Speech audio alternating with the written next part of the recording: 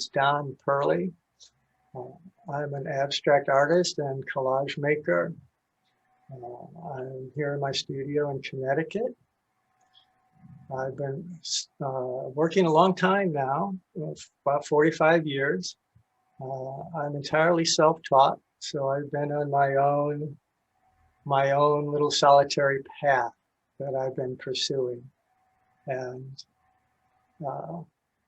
welcome to my world. Okay. I was in college.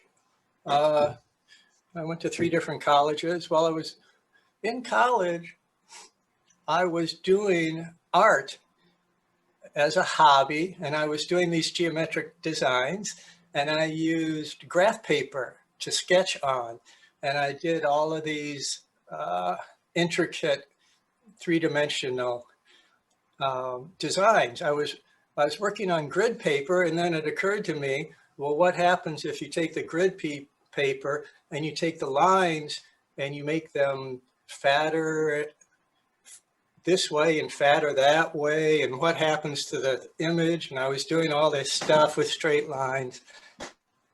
And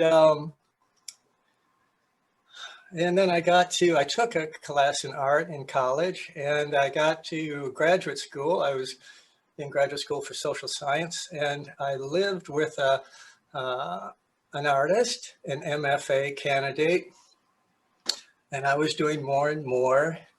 And then I decided to quit school and become an artist. And I decided I knew it was going to be extremely difficult. I knew it was going to be like the hardest choice I could make. And so it would also be the most challenging. And I decided I was not going to get married. I wasn't going to have children. I was going to follow this. And that was in 1975. And I quit graduate school, and I became kind of a wandering studio artist for the last 45 years. Sure. Yeah, I was inspired by everything.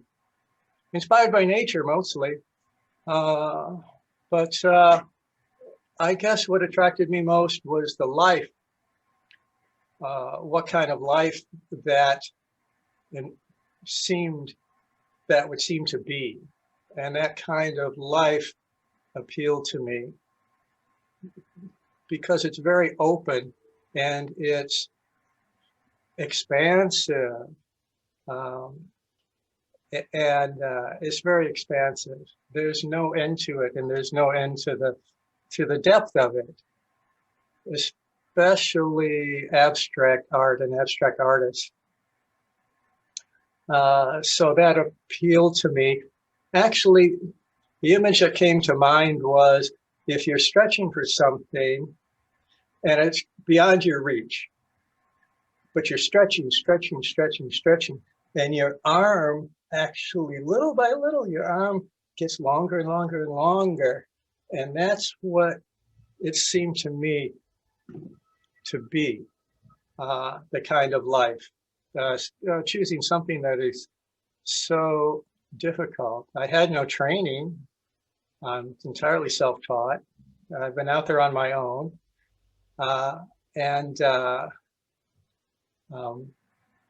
It's been challenging, always challenging. A roller coaster ride.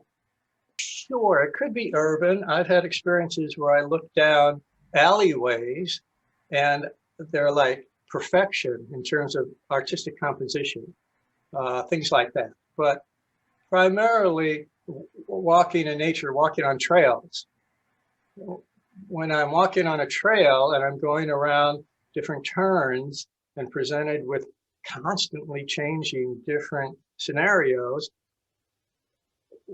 what is that? But that's in improvisation. I look at what's going on and the way everything is, and it is an improvisation by Mother Nature. And I am constantly impressed by it. And so my work echoes that. I work with improvisation. I don't try to manipulate things. What I do is I set up an arena for the colors and the materials to assert themselves. So it's unplanned. There's a lot of surprises, just like walking on a trail through nature. A lot of surprises, a lot of wonderful surprises that happen. And also working this way, a lot of things don't work out. What I'm trying to do is create, not art really, but I'm trying to create spontaneous life on the canvas. So a lot of times things don't work out. I've had a lot of failures, and that's part of the roller coaster. But now the successes, a lot of artists, by the time they get up in their 60s, a lot of artists that you see that are very good, that impress you. You'll find a lot of these people are in their 60s and 70s and stuff before they're really clicking. And so now that I'm to that age, things are clicking more for me. I'm happy to report. Well, we're looking at, if you look at human consciousness, it's something we all share. You have it, I have it. And if you explore it, these paintings are an opportunity to explore your own consciousness. And when you get deeper and deeper into the paintings are constructed so there's no central focus. So your eye is pushed all around continuously, and you discover all these little things, all these separate passages. And as you discover this, you lose yourself in the painting, and it takes you to deeper levels of your consciousness. And that's where I join you.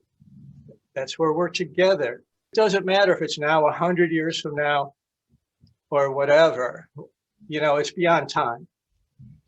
The German expressionists, more than others. My work is expressionistic, so I'm kind of in tune with the German expressionist outlook. I like Francis Bacon. Yeah.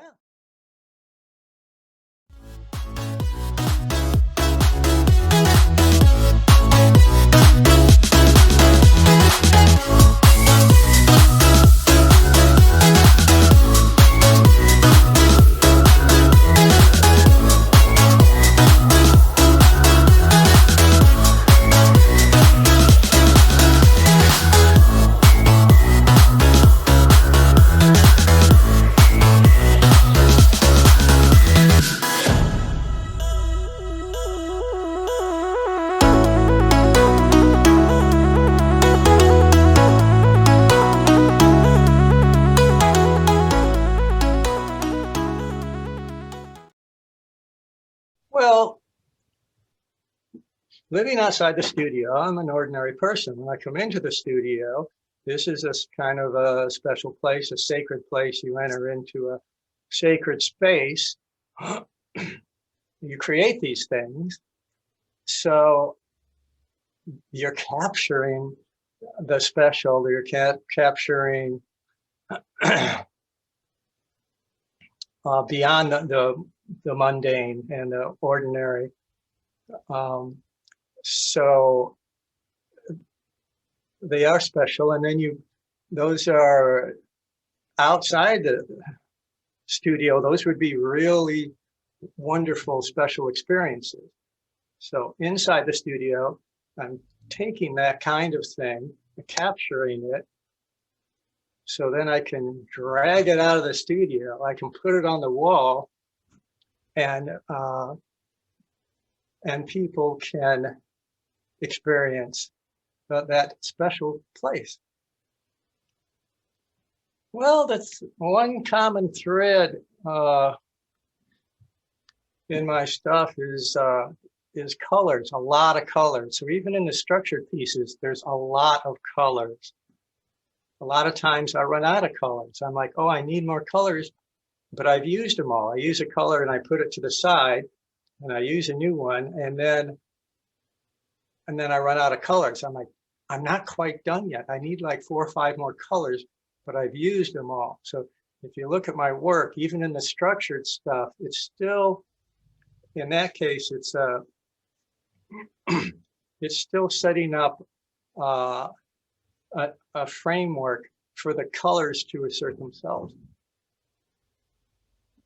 Yeah, I do raised collages and assemblages, deep things. What I do is I'll mount something that's deep, like let's say you fold up a large piece of paper, a few of them, and you glue them down and everything. Then if you just drag paint across the top, well, what happens? Well, the paper itself creates the design. All I'm doing is like dragging paint across the top, and this design comes out. That's the materials itself, the materials asserting themselves and displaying themselves, and, you know, surprise, you know.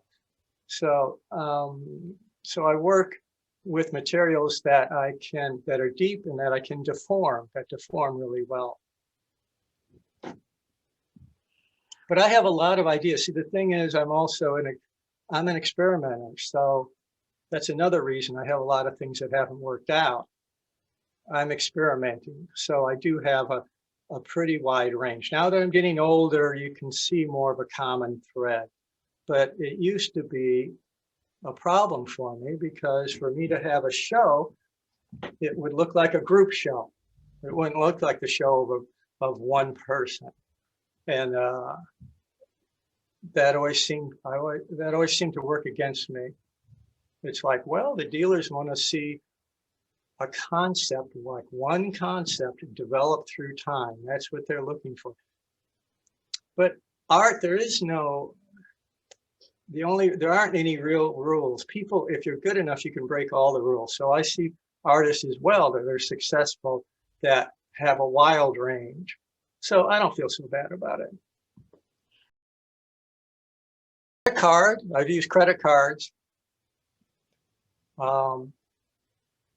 I've used different things. Well, what happens is in my process is I start out with an idea, and I'm working on it, and then little by little things get more frantic. I start losing myself in the work, and things get more frantic. And when things get more frantic, then I start grabbing things. So I don't really, if I look at a piece, there's some pieces that are really wonderful from 5 years ago or something. And if someone would ask me, well, how did you make it? I won't be able to tell you. There's different effects there, but I don't know how I got them, because I was just grabbing things, credit cards, pieces. I'll just look around, but I get in a heightened state. And so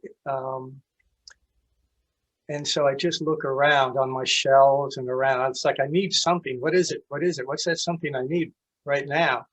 And it could be anything. I also use water-based and oil-based that aren't supposed to be together.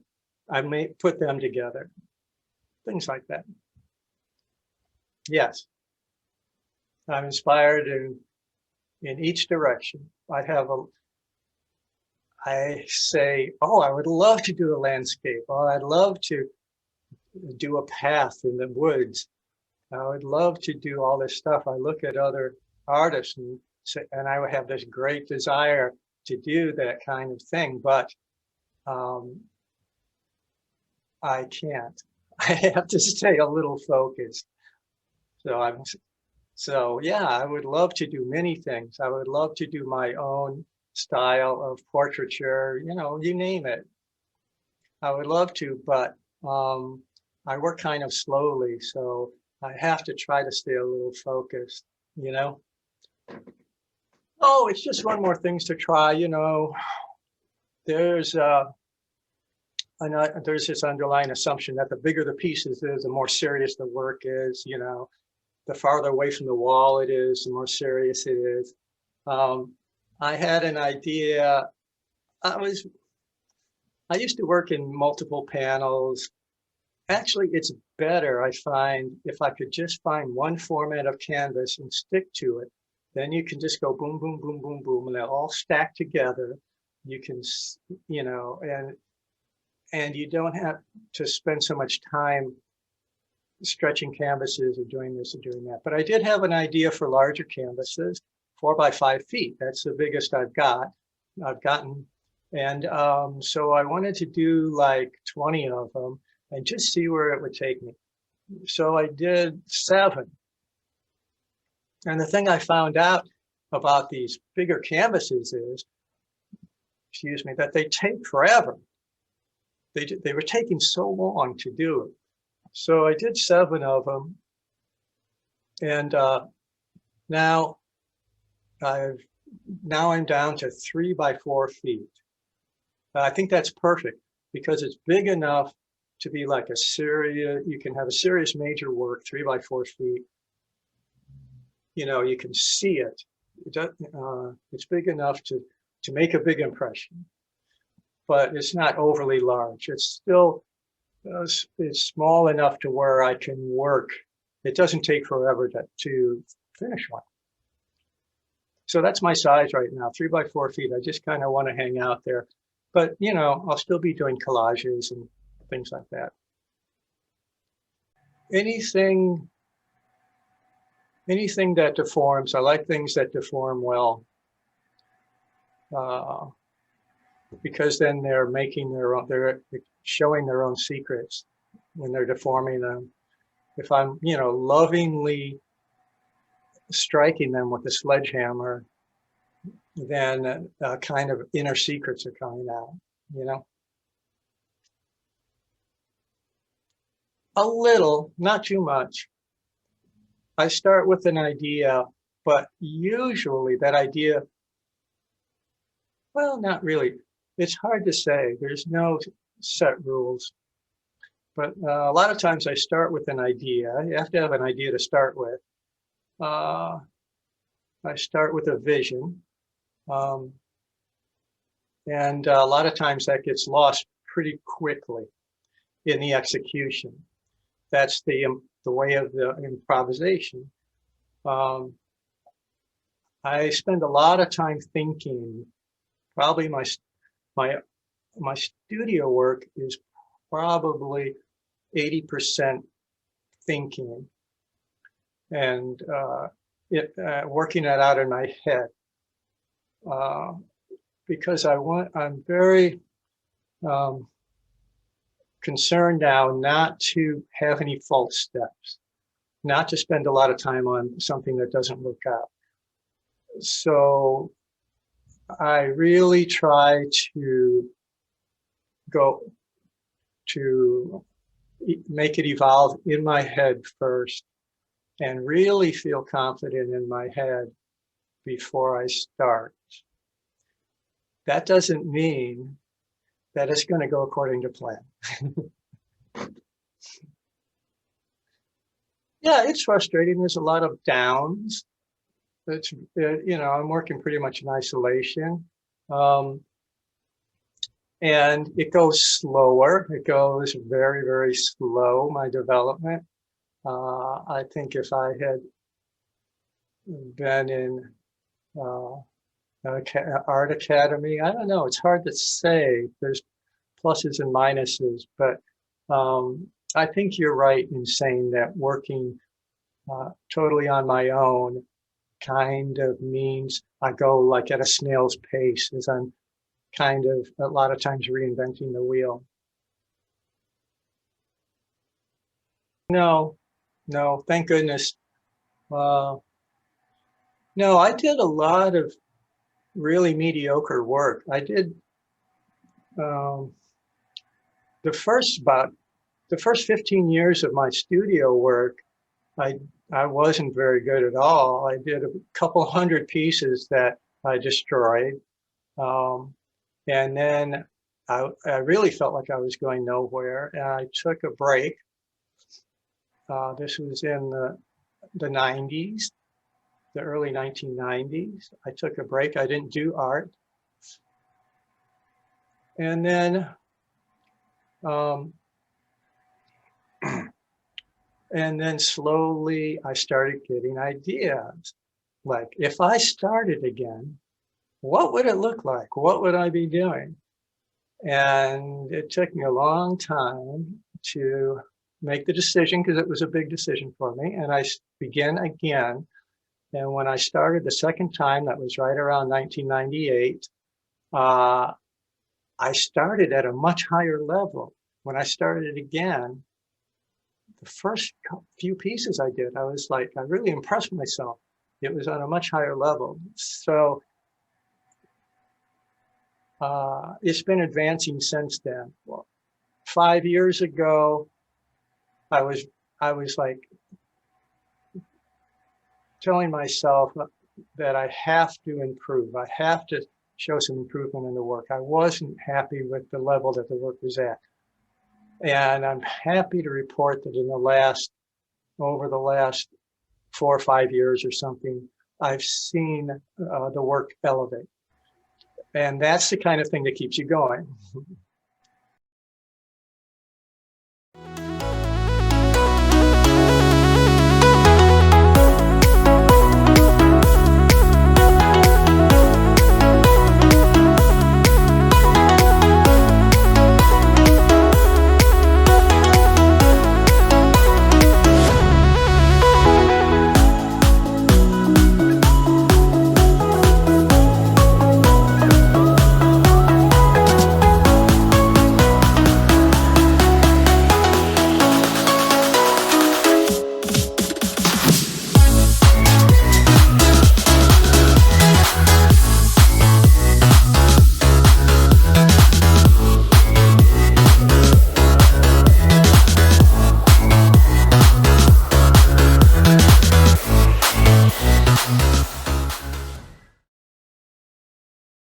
That I think that's the first battle to win.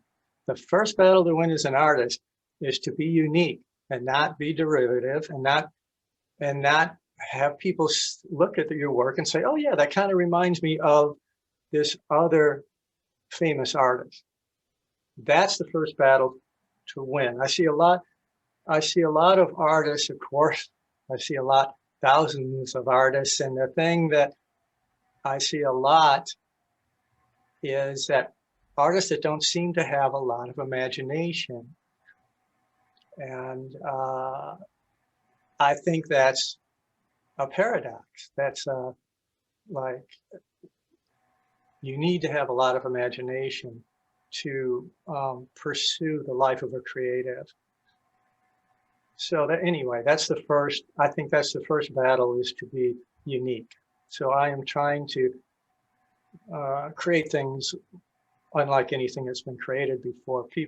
A lot of people say, well, painting, it's so passé. Everything's been done with painting. And I go, wait a minute, everything hasn't been done with painting. I think there's some things that can be totally new. So that's what I'm after. They respond quite well. They respond great. Typically, what always happens when you show art is that people want to know, what were you thinking? How did you do this particular passage? Why did you title it the way you did? What is this work about? So that's not my job. The whole idea is, especially as an abstract artist, the whole idea is, you tell me, you do the work. You tell me, how is it hitting you? How do you think the title relates to the work? What's going on? You tell me. So you have to keep it there, right? No, I just paint on canvas. I like things that can hang. Um, I don't want any problems with hanging. See, that's why I don't work on paper. Um, I don't want to make anything that needs a frame or that I have to worry about how am I going to present it or how am I going to save it? How am I going to keep it? How am I going to store it? I don't want any of those problems. So I just keep it. Uh, I'm trying to think of things I've done in the past. I've done things in the past with different materials, tire treads. Um, when you drive on the highway, you see retreads, these long tire treads that are laying on the side of the road. I used to stop and get out and collect those and make hanging pieces out of those. Uh, I used to use found art, but I don't do that anymore. I used to see something laying in the street, and I lived in some pretty dicey neighborhoods, so you see some interesting things laying around. And I would bring them home and I would say, oh, this, visually I would be crazy about this thing. So I would try to create a piece incorporating it or a piece around it or something. But that just ended up being such a tied up so much time with so little results that I don't do that anymore. I don't pick things up out of the street anymore. Yeah, I I work with a lot of solvents. So I work with a spray bottle with solvents, pushing paint around when it's wet. I work in it with a lot of layers, so I'll do that, and then I'll come back later and put a layer on top of that. So I work with a lot of solvents, so it has to be flat on the floor. I work with drips and runs, but they're very controlled drips and runs. So I'll work on a piece on the floor, and then I'll just pick up one side of it and have it run, but really control it. And then I'll put the piece back on the floor and stop the run, that kind of thing. Oh yeah, yeah, I do. I have to be careful because that's also, you can tie up a lot of time and not turn out. So I have to be careful about that. But I just did a piece, an old piece that was in 3 panels. You could call it a triptych. And I just repainted that one. It turned it into something wild and new, still keeping the basic structure. And that turned out really well. I just finished it. Well, yeah, that's what I'm trying to do now. I'm trying to buy canvases that are all the same size and to develop the painting over the canvases, and so that would be a series in fits and starts. Now, I've always had a kind of solitary existence.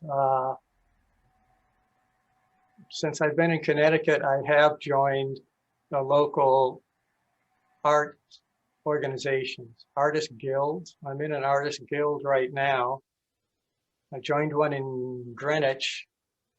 I had I was in their show there and won a nice prize, made some prize money. But these are things I get excited about in the beginning and then give it about a year or two down the line. And I go, I don't get enough return out of it. What I'm looking for is this great community of artists, and they get together all the time. And I join these guilds and stuff, but it hasn't turned out to be a lot of socializing with the artists and getting to know them and things like that. It hasn't, maybe it's me, but I try. I come out in the world every now and then, and I apply to open calls. I get my work out there, competitions and things like that. So usually what I do is I'm kind of like a turtle. I come out for a while, then I pull back in. I have a big garage door here I can open when when it gets warm, and so I can actually work outside a little bit, uh, which is good. I can work with, if I want to work with the resins, for example, I really have to work outside. So, and spray paint, and that's all outside work. So that's basically it. When it gets, I have the warm weather things I can do. Uh, and my favorite is to open the garage door here when it's raining. And I like to work when it's raining. Very, very lovely experience. That's my favorite, I guess, yeah. I think it's the connection with nature. I think if you think about it, if you're walking down the street normally, and then think about walking down the street when it's raining, pretty heavy, steady rain, I think that you're more connected, you're more immersed in nature when it's raining, when you're enveloped in it. I also like working in the middle of the night. If I get up, what happens to me a lot is I get up in the middle of the night. Maybe I want a snack or something. I come down and I go, let me check in the studio on that piece and see how it's doing. And then I come down and then I see something that it needs, and then I end up working on it. But that's another point about being independent, about having really no family, you can do things like that. You can work on the studio anytime, day or night. I do have a lovely wife, and that was just in the last 4 years. So I'm not so very alone anymore. Yeah.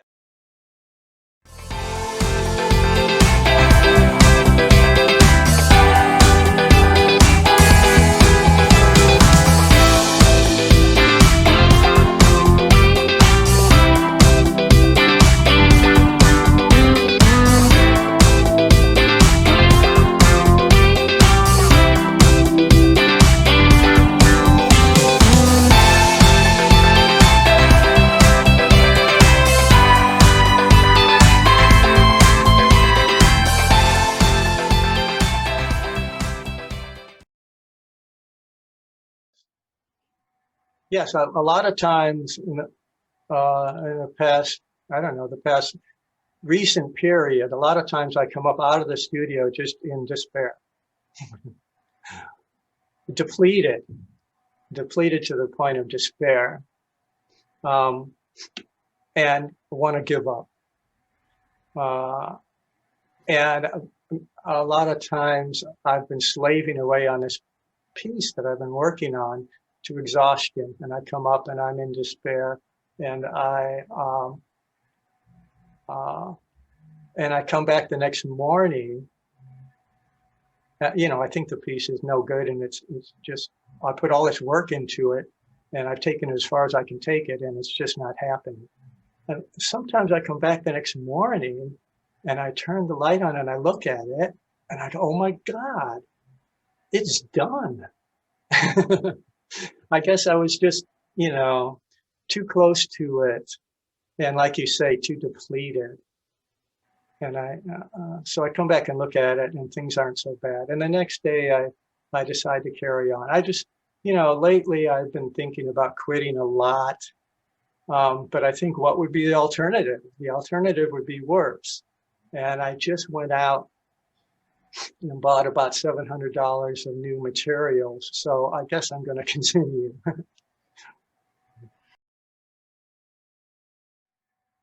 I think you find that one of the wonderful things about artists of any type or style is they're a species of human being that usually always looks forward. They're always are excited about the new things that are going to happen as they age, as they get older. I think one of the things you see, the artists have uh, uh, more, they're just more positive, they're more excited about the future than people, than that so many people that have careers and then they retire and they don't, and things, what am I going to do with myself? You know, artists don't have that issue of what am I going to do with myself? So that's a blessing. Originality. I think it enables, I think self-taught artists are more original because they're not conditioned. They don't have that conditioning, you know, of the art school and the art establishment. So you see more wild stuff, like the naive painters, you know, art brut, and outsider art, which has become so huge over the past 30 or 40 years. Outsider art. You see all the, when you look at outsider art, that's all the attributes of being what self-taught is. That contains, if you go to an outsider art show, then you can see what are the benefits of being self-taught. No, I think it's about the same. I think everybody learns. There are a lot of artists, of course, that keep painting the same painting, but that's what they have to do. They have to follow their own vision. Many artists are it's like looking at a wallpaper catalog where you turn the page and, okay, here's the same pattern, but in blue. Here's the same piece. It's in green this time, you know. But that's what they have to do. They're following their vision. They're being true to themselves. So,